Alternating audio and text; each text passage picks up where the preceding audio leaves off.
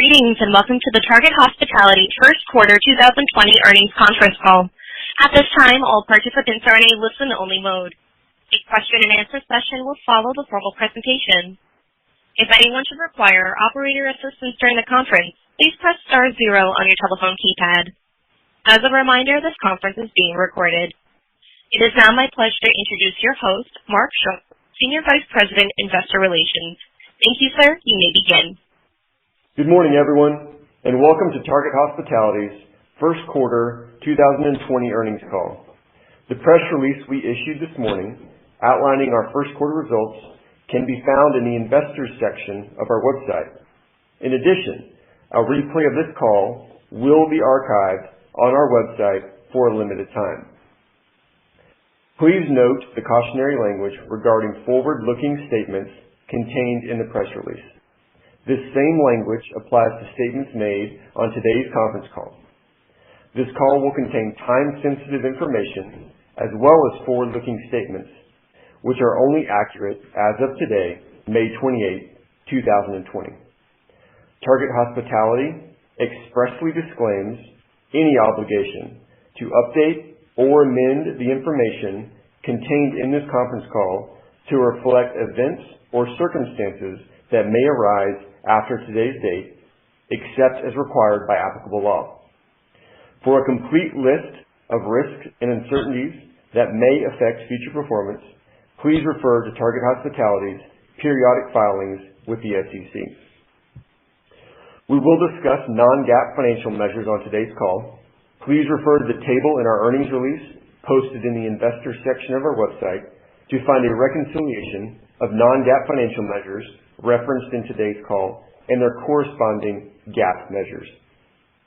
Leading the call today will be Brad Archer, President and Chief Executive Officer, followed by Eric T. Kalamaris, Executive Vice President and Chief Financial Officer.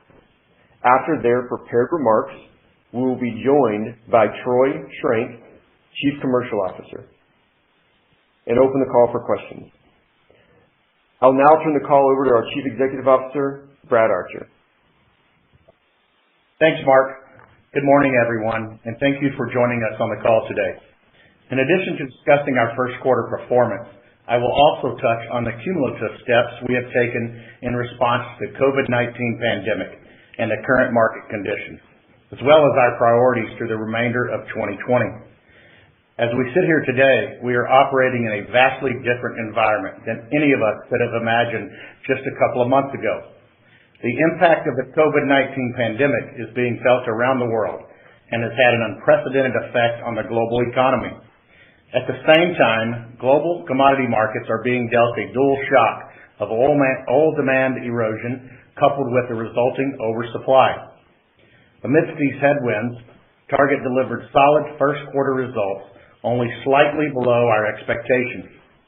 The momentum we witnessed building late in 2019 continued through the first 2 months of the quarter and into March. Average utilized beds for the quarter were 9,798, up slightly from the first quarter of 2019. Additionally, we continue to have strong cash generation, with discretionary cash flow for the first quarter of approximately $10 million. We also received positive news late in the first quarter when TC Energy announced it will proceed with the construction of the Keystone XL pipeline project. As a reminder, Target will provide hospitality and catering services for the duration of this project, which is anticipated to last into 2023. At this time, Target has begun providing a limited amount of services related to planning and logistics prior to the full-scale start of the project. We are in the process of finalizing the full project scope and anticipate increased project revenue over the remainder of 2020. Turning to our focus in this challenging environment. As we ended the first quarter, the effects of the COVID-19 pandemic began to accelerate across the United States. In the face of these unprecedented events, Target quickly implemented a comprehensive operational response plan to ensure the health and well-being of our employees and customers. As a result, we have not had any cases of COVID-19 impact our business. We have also taken decisive steps to appropriately position our business for what is shaping up to be a challenging 2020. As activity levels have declined, we are dynamically managing capacity across our network to align with demand and our customers' needs. Many components of our cost of services are variable, allowing us to rapidly reduce costs across the organization in response to lower utilization.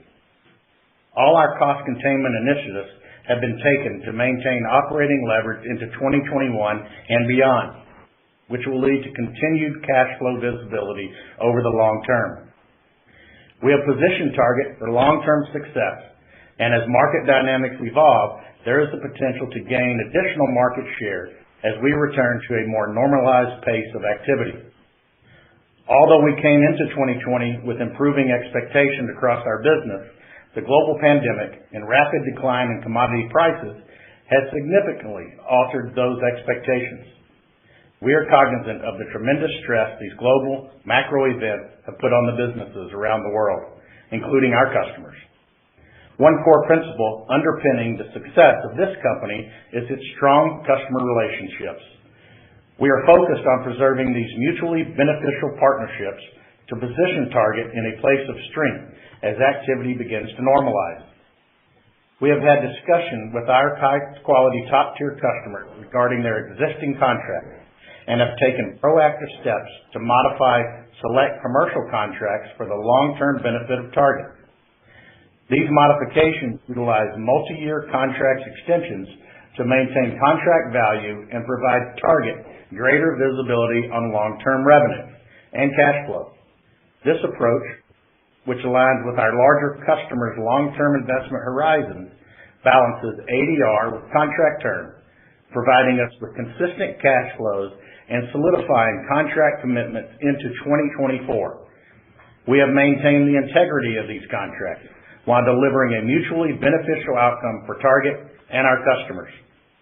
We will always work with our customers to ensure we maintain a strong partnership, which is critical for our mutual long-term success and is the foundation of our 90% contract renewal rate.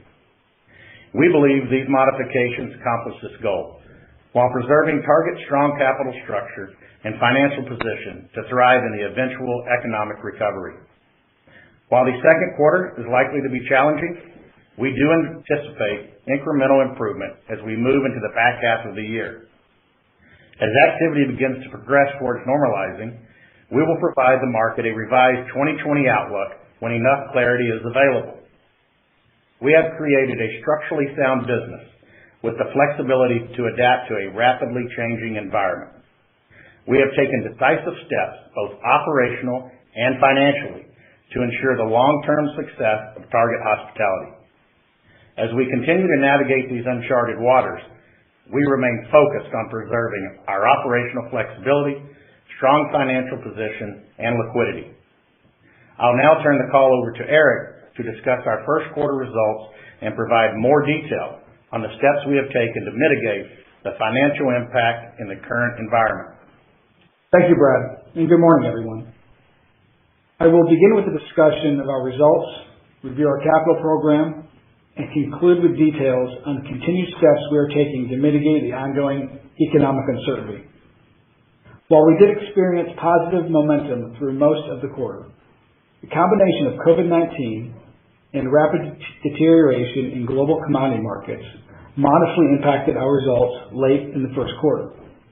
However, we still produced solid quarterly results and importantly continued to generate meaningful discretionary cash flow. First quarter 2020 total revenue was approximately $72 million. Adjusted EBITDA was approximately $32 million, and discretionary cash flow was approximately $10 million. Turning to our segment performance, the Permian Basin delivered first quarter revenue of $49 million, a decrease of 7% versus the prior year quarter. This decrease was primarily driven by lower average ADRs due to reduced uncontracted utilization as activity moderated across the region. In the Bakken, first quarter revenue was approximately $4 million, a 12% decline from the prior year, mainly due to decreased utilization reflecting also lower activity levels. Our government segment remained consistent with quarterly revenue of approximately $17 million. Our All Other segment, which consists primarily of construction fee revenue from the TC Energy Pipeline project, had revenue of approximately $2 million for the first quarter of 2020 compared to $8 million in the same period last year. Revenue decreased as a result of significantly less activity associated with this project. As Brad mentioned, we are encouraged by the recent announcement that TC Energy will proceed with the construction of the Keystone XL pipeline and anticipated additional revenue associated with this project over the remainder of 2020. Recurring corporate expenses for the quarter were approximately $8 million. As we have outlined, we have taken decisive steps to reduce cash corporate expenses across the organization in response to the continued economic uncertainties. As a result, we expect our recurring corporate expenses to be around $6 to $7 million per quarter for the remainder of the year. We generated cash flow from operations of approximately $11 million for the first quarter of 2020. Even in this challenging environment, we expect to continue generating positive operating discretionary cash flow, providing sufficient capacity to fund all normal course business activities.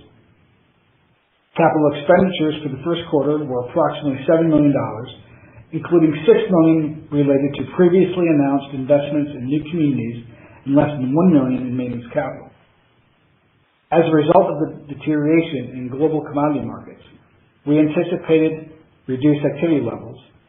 Target anticipates capital expenditures to be less than $10 million through the remainder of the year. We ended the quarter with $425 million of total long-term debt, including $85 million drawn on our revolving credit facility, and consolidated net leverage of 2.8 times. As a reminder, our long-term debt consists of $340 million in senior secured notes due 2024 and $125 million ABL facility, which have no near-term maturities or immediate financial covenants, providing us with significant flexibility and liquidity within our capital structure. Now, turning to the mitigating steps we are taking in response to the continued economic uncertainties. The COVID-19 pandemic and the simultaneous shocks to commodity markets have dramatically eroded global crude oil demand and resulted in meaningful oversupply. These events have created significant volatility and uncertainty across global financial and commodity markets and have consequently negatively affected our energy and market customers. In this environment, we are planning for a range of scenarios and have taken immediate actions to manage our business and cash flow in what is shaping up to be a challenging year. The first quarter results reflect a small portion of what is anticipated to be a pronounced reduction in customer activity and utilization levels. Our business structure does provide meaningful variable cost of services, which will offset a portion of reduced utilization over the remainder of 2020. We anticipate this variable cost component to reduce cost of services by approximately 30% over the remainder of the year and provide the ability to appropriately manage margins in this challenging environment. Along with these variable costs, we have taken additional steps to further reduce cash expenses across the company and restructure the organization to match activity where appropriate. We have significantly reduced our workforce, reduced discretionary spending, and eliminated all non-essential travel. In addition, our board of directors, executive, and senior management have voluntarily taken cash salary reductions. We anticipate these measures in their entirety will reduce cash expenses by more than 30% over the remainder of 2020. These cumulative steps have all been taken with a focus on preserving liquidity, protecting our balance sheet, and retaining financial flexibility. We believe that the strength of our balance sheet and liquidity position, along with a continued focus on capital stewardship, will provide the opportunity for Target to prevail a stronger and more resilient company. With that, I would like to turn the call over to Brad for closing remarks. Thanks, Eric. We are living in a vastly different world today. While it is encouraging to see progress being made and signs of a gradual return of some normalcy, it is difficult to predict the duration or scope of the current market uncertainties. As we continue to navigate this unprecedented situation, we remain focused on the things that we can control, ensuring the health and safety of our employees and customers while maintaining a heightened focus on protecting our balance sheet and preserving liquidity. We have positioned Target to navigate a variety of business cycles and have taken decisive action in the current environment to proactively adjust our business to changing market conditions. We believe these actions will ensure Target remains in a strong financial and operational position to take advantage of the eventual market recovery. I appreciate everyone joining us on the call today, and thank you again for your interest in Target Hospitality. Operator, you may now open the line for questions. Thank you. We will now be conducting a question and answer session. If you would like to ask a question, please press *1 on your telephone keypad. A confirmation tone will indicate that your line is in the question queue. You may press *2 if you would like to remove your question from the queue. For participants using speaker equipment, it may be necessary to pick up your handset before pressing the star keys. Our first question comes from the line of Stephen Gengaro with Stifel. Please proceed with your question. Thank you, and good morning. I hope everybody's... Please proceed with your question. Thank you, and good morning. I hope everybody's doing well. A couple things here in the second quarter looks very difficult. I mean, with expectations. I mean, we're hearing from service companies, 70 to 80% reductions in completion activity. Can you give us any sense for what the Permian looks like in April versus, February, March, as far as occupancy is concerned? Sure. Hi, Stephen. Good morning. Thanks for the question. Look, it's a good question. I think to your point, utilization's down quite a bit. You've obviously seen a lot of the metrics. Look, I think whether we're thinking about April or whether we're thinking about second quarter, I think you have to look at the macro environment in total, and whether you think about in terms of crews being out, whether you think about in terms of capital being reduced, whether you think about in terms of rigs being stacked. Look, I think you would assume that the utilization for April, May timeframe, just reflects that in general. So I think we want to avoid giving a specific number on it, but I would just tell you that it's not drastically different than I think a lot of the other macro data points that you would have heard about and thought about. So another way to think about it, if we thought activity on the drilling and completion side was going to be down 75%, is there any variables we should think about which would make your outcome better or worse than that? Well, I think when it comes to utilization, it probably, I think in this environment, it probably mirrors that today. We certainly have a better contractual profile, but I think, based upon what you're describing, I wouldn't disagree with that. I think a little bit of difference is some, still kind of moving through this, but some of the differences I think we're going to be set up for oilfield services is our contract. Exactly. Some of the guarantees, right? So I don't think it's a one-for-one when you look at some of that. We should be better on some of those because of our contracts. Great. Thank you. And then just one follow-up, and I'll get back in line here. But if we look at the first quarter ADR, and we thought about, and I know you talked about the absence of effectively spot activity, which hurts that, which makes sense. Did we see the full impact of that in the first quarter, or should we think about adjusting that going forward?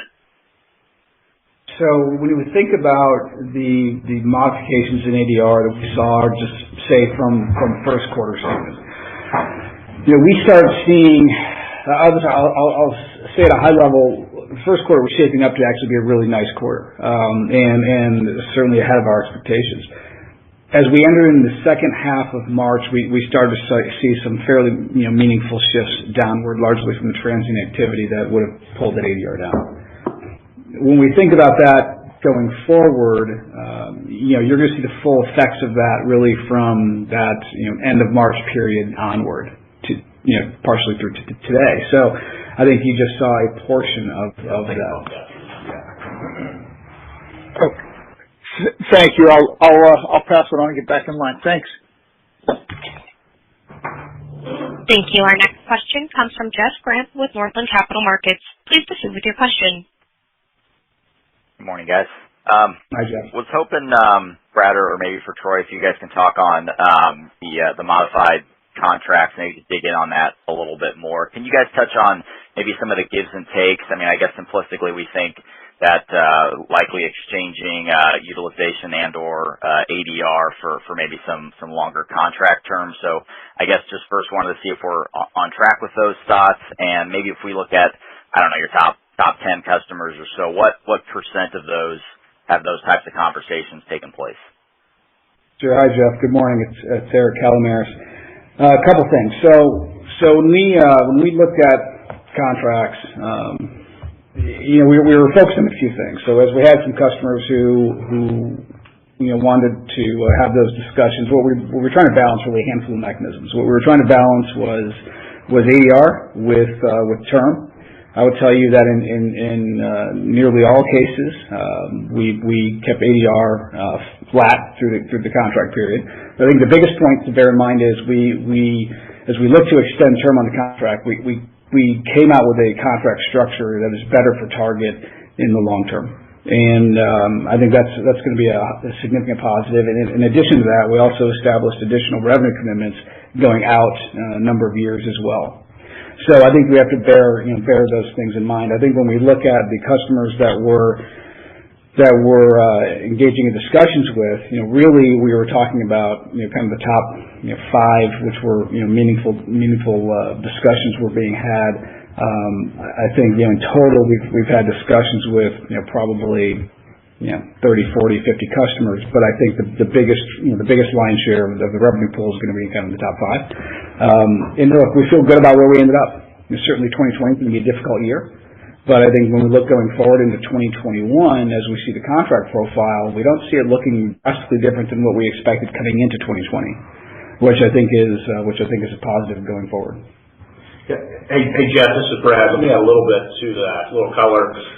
What I would also say is that these contracts do work. We've said this forever in the company. It's what helped us through, the North Dakota issue back in the day. But look, we could have held our ground here with our customers on our contracts, and we could have had a really good 2020 when factoring in the unprecedented blow, delivered by the pandemic. With that said, as contracts come up for renewal in 2021, 2022, the outcome would not have been a favorable one for Target if we wouldn't have sat down and negotiated on some of these contracts. And some of these was us reaching out to the customer to go ahead and get in front of this and talk to them, let them know we are here to help. So look, the contract modifications were no doubt, as Eric said, a win-win for Target Hospitality and the customer.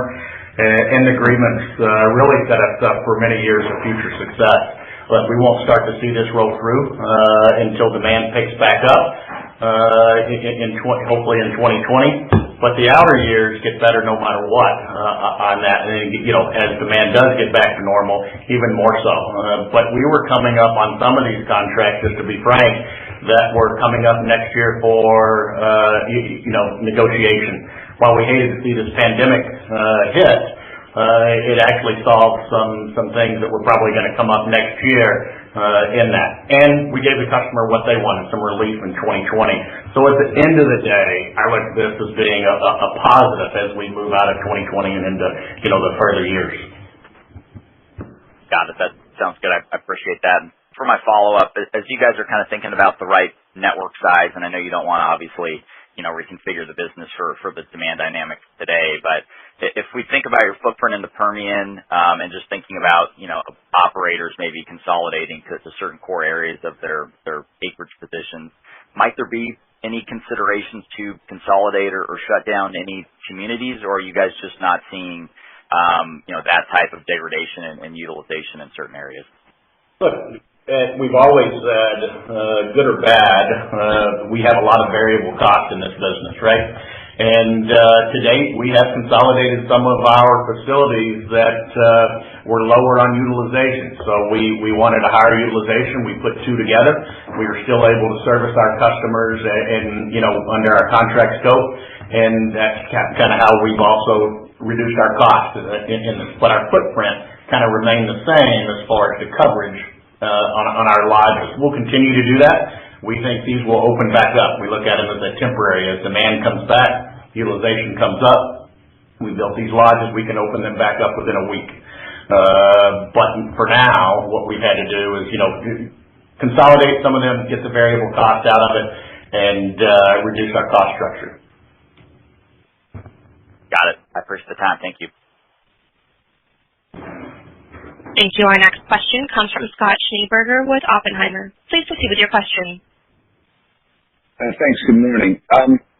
Hey guys, I know you're not providing guidance, but just curious on the pipeline project, how I guess a progressive build in revenue is what you would anticipate, and then on our end we have to think about 2021 at this juncture. Would it be best to be perhaps conservative in 2021 based on outcome of the U.S. election? Thanks. Sure. Hi Scott. Good morning. So first we'll take TC. Look, I think that is still a moving project for us in terms of our how we're modeling that. I mean, just to give you a little bit of color, we're working through a series of change orders, but those don't come months and quarters necessarily at this point in advance. So we're working through those a little bit a month or two in advance. So I will tell you, we do think it absolutely is progressing. From a modeling perspective is what I would counsel you on. So I think that's the right assumption there. At this point in time, we want to be a little bit guarded in terms of what that notional number is. Hopefully we can do that at some point here in the future. But I think you would expect the incremental movement, really back half weighted specifically. As we think about 2021. Look, I think what our base assumption is, and we'll see if how right we are, but our base assumption is that we think we start seeing some progression in the November-December timeframe, which means that you start ramping up through 2021 from a revenue and EBITDA perspective. So look, that may be conservative, it may not be. So I think from a modeling perspective, I think you have to look at 2021, still be conservative on it, but at the end of the day, make your own macro assumptions about how long you think the commodity cycle lasts and how long you think it will take to ultimately get personnel fully back engaged in West Texas. Thanks, appreciate that. Just as a follow-up, this is getting a little into the details, but it speaks to a broader theme. In the first quarter, the gross margin was flat year over year in the Bakken, and that was on some pressure there on the revenue line. Just kind of curious to see what action was taken to maintain that level. And obviously there's a lot of talk of what you're going to try and do with the whole business over the next couple of quarters. But I'm curious to hear what you did there, and then it kind of expands into thoughts about what we might see on margin levels across the segments over the next few quarters. Sure. So I'll pause on the margin longer term, because that's really, as we said, we haven't provided 2020 outlook yet, so it's tough to and this is such a dynamic environment, as you can imagine, that I think we really need a lot more time to go through into the second quarter before we can make really give a reasonable assessment on that. To the point in the Bakken, I think at the end of the day, it really comes down to pretty aggressive expense management. And I think the company's done a really good job of doing that in a dynamic environment. So we quickly adjusted variable costs, and that was able, specifically in the Bakken, related to your question, is how we were able to maintain that. I think, look, it's quick expense management in an environment like this, when you have the structure to do it, is the key, and we were able to do that. Great, thanks for turning. Thank you. Our next question comes from the line of Kevin McVeigh with Credit Suisse. Please proceed with your question. Great, thanks. Hey, I wonder Can you give us a sense, I guess, even at just a higher level, the types of contract modifications, like how the discussions were, this cycle as opposed to the last? Because obviously it seems like you've come out of the last one in a stronger position given higher retention and just better incremental market share. But just even at a much higher level, like what were clients looking for in these concessions as opposed to last, just at a broader level? Well, to be frank, the first call is always they want everything, right? Because when the pandemic hit, it was unknown. But here's the good thing. We have a strong relationship with these 10 plus years in some cases. The contracts do have teeth. We let that calm down. We sat down and we talked to them. What we weren't going to do was give up everything. But we ended up somewhere in the middle. For us giving up some things in 2020, we needed those back-in years. Some of these contracts were again signed up renewal in 2021 and 2022. We took the time now to negotiate and get those extensions now instead of waiting for the out years when we believe demand and everything is going to be much better, right? We gave a little, and they gave a little as well. But most of them started off with a much bigger ask than where we ended up. And I'll say it again, it turned into what we believe will be a nice positive for us, and it was a positive for the customer in 2020. So it ended up being a fairly good deal for both sides. Yeah, I think Kevin, the one other thing that I would add is the biggest thing we gave them is the element of time in 2020 for contract fulfillment, right? So that coupled with maintaining forward margin, in addition to contract duration with extended commitments beyond that, look, I think when we couple all that together, you get to a spot where 2020 was going to be challenging, really under given all the things that happened under any situation. So I think we looked at that and said, let's really position the company for a really solid 2021 and 2022. And I think that's how it's going to shake out. It's helpful. And then just, I guess, obviously there's a ton going on, but it probably just underscores kind of, the strategic rationale for diversifying a little bit. Have you given any thoughts as to other kind of revenue areas that just to kind of help balance out some of the energy exposure longer term? Sure. Look, we've talked about this a couple of times. Those are still in our cards. We're going to continue to look at diversification, even more so today, right? We don't want to be back in this position again. We think diversification for the business is good. There's a lot of things that we do really well, from catering to facilities management. Those are pieces of the business that we can do with very little capital spent, really almost zero. So we'll continue to go after those on the outside of what we do day to day. And then we'll continue to look at some other adjacent businesses as the economy, gets better. But we definitely, diversifications, we think as the company gets out of 2020 is a big piece of the business. Got it. And then my list, just real quick, I just want to confirm, you said you haven't had any COVID cases at any of your campuses, is that right? We have had 2 cases at our campuses. They were isolated. They were removed. They were really towards the beginning of the pandemic. It's been weeks, actually more than that month, since we've had any cases. And 0 employees of Target Hospitality have been infected, which I think is even more. They're feeding, they're cleaning, they're face to face with these folks, they're living with them. It's easier to control your own employees than it is somebody coming from outside. But we did temperature checks. We knew where they were coming from. We have a really good customer base as well that was helping with that, from the Halliburtons to the Chevrons to the bigger ones that help us along with that. So we had very limited effect operationally on the business, other than things we changed. We shut down the gyms, we shut down the cafeterias where we had to prepare all meals to go, where they eat in the rooms, those types of things. Everything that all other restaurants did in hotels. but we had to keep, taking care of the customer. But minimal effect on the business other than utilization and revenues, right? Those are things that got hurt, but operationally, we fared and continue to fare very well. Thank you. Thank you. Our next question comes from the line of Ashish Sabadra with Deutsche Bank. Please proceed with your question. Thanks for taking my question. So, a follow-up question on the contract extension. Brad, as you mentioned, you gave some concessions in 2020, but helps you going forward. I was just wondering, historically, 85% of your revenues were under long-term contracts. How should we think about these contract extensions going into 21 and 22?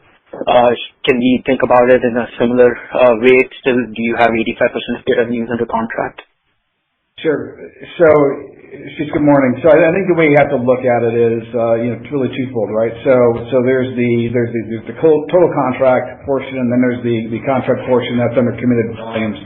And so while we haven't provided what we think that pro forma number is going to be yet, it's just too early. I think the way you should think about this is in a more normalized environment, and that would really apply to probably 2021. So I think for modeling purposes and the way you would handle that assumption going forward is to mirror your assumptions you had for 2020 when we entered the year, and roll that into 2021 in a more normalized sort of environment, and let the kind of revenue shake out how you want. But that's how I would think about the contracts in total, really heading into 2021. That's helpful. And maybe just a follow-up question on the capacity, industry capacity. I was just wondering, again, there were some comments made around consolidation that you've already done on facility side, but I was just wondering the overall capacity that's still available in the Permian. I was wondering if you can comment on it, if you've seen any consolidation there, have you seen some rationality, more rational capacity in the space? Thanks. And are you referring to from a competitive perspective in the industry in general? Yeah. Yeah, industry in general, yes. Definitely. Yeah, so Ashish, good morning. This is Troy. Absolutely, when you look at the capacity or the total available supply in the market today, it definitely has contracted, whether it be hotels or other direct competitors that offer this type of accommodation or similar accommodation profile. Clearly, we continue to monitor that supply on a real-time basis, and it has contracted, right? So as we think about our opportunity as things start to normalize and our ability to capture market share, we've got a plan to do so. But in terms of I think Brad mentioned earlier, in terms of our consolidation in the Permian, we're able to service our customers throughout the entire Permian Basin in each of the sub-markets that we were operating prior to COVID-19, and we'll continue to do that on a go-forward basis. Thanks, Troy. That was very helpful. Thank you. Thank you. Our next question is from the line of Stephen Gengaro with Stifel. Please proceed with your question. Thanks. Just as a follow-up, and I know the visibility here is tough, but there's two things I wanted to hit on. One is when you look at the potential occupancy levels in the second, third quarters, obviously in the oil patch being low, is it a reasonable assumption that you'll still be fairly EBITDA positive? No, hey, Stephen, it's Eric. Yeah, look, I don't think there's really any question of whether or not we're going to be EBITDA positive. That's not even, it hasn't even been a discussion point. I'll go a step further just because you asked the question. So, look, under any scenario that we've modeled, and we've modeled some pretty negative ones, we have not envisioned any scenario in that application. And even a step further than that, there's not a scenario that we have modeled where we are not discretionary cash flow positive. Great. That's very helpful. And then the only other one I had was, do you have any any updates as we think about the government contract? I mean, I guess it's still up in the air till post-election, and you get to the renewal. I think it's about, 18 to 24 months away right now? Yeah, definitely.